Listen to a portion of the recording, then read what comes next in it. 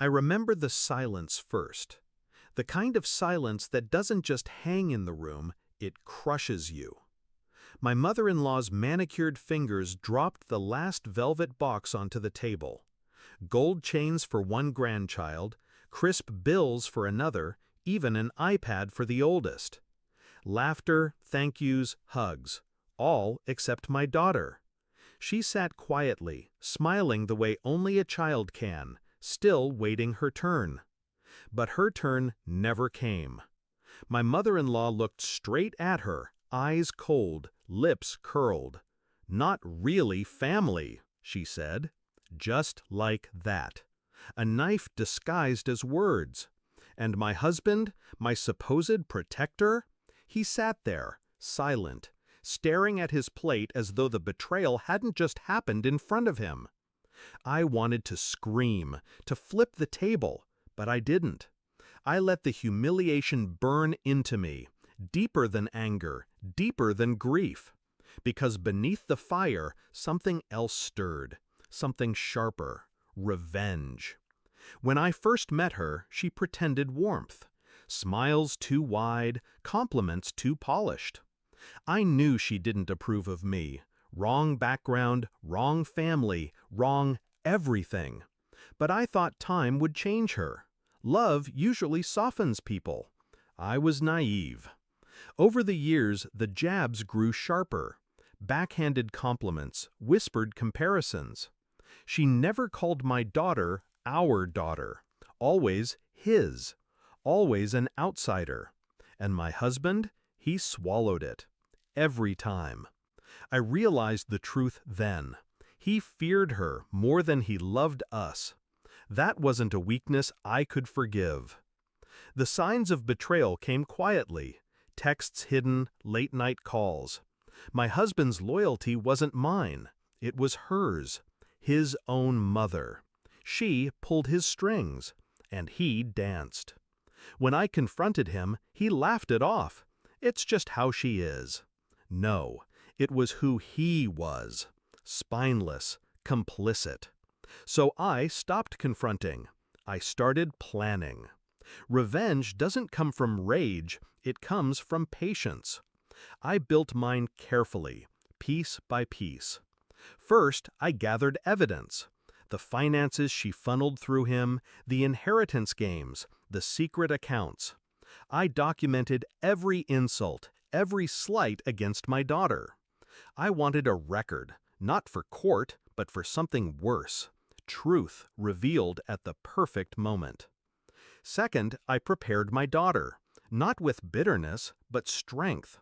I taught her to see her worth, to never bow to cruelty. And one day, I gave her a small box. Simple, ordinary. Inside it, folded neatly, was the truth.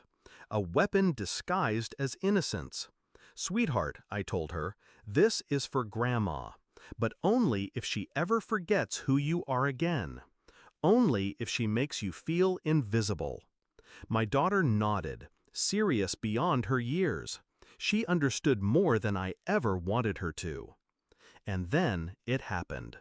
The table full of gifts, the cruel words, my husband's silence, the sting I'd anticipated for years. But this time I didn't move. I didn't speak. My daughter did. She slid the little box across the table, her small fingers steady. Her voice carried across the silence like a blade. "Grandma, Dad told me to give this to you if you ever ignored me again." My husband's head snapped up, panic in his eyes.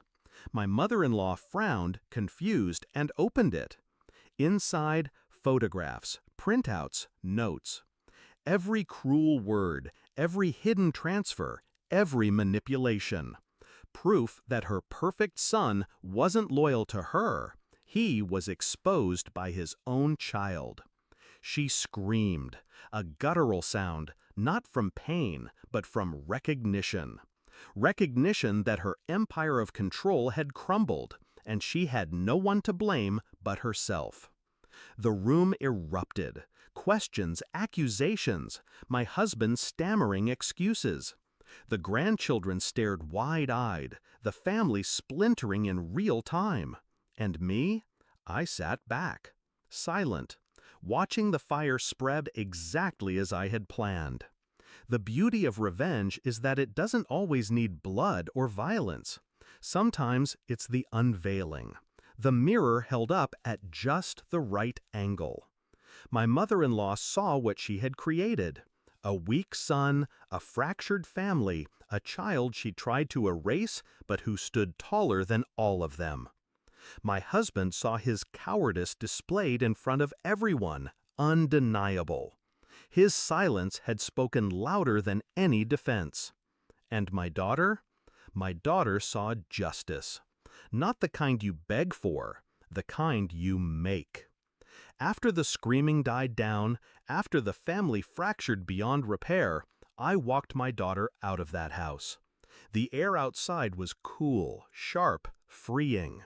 She held my hand tight, but her smile told me everything I needed to know. We didn't need their gifts, their approval, their poisoned love. We had something stronger: truth, resilience, and a bond no one could sever. As we walked away, I whispered to her, "Sometimes the loudest revenge is silence. Let them drown in their own echoes." And that night, for the first time in years, I slept soundly. Because revenge wasn't about punishing them, it was about freeing us. And we were free.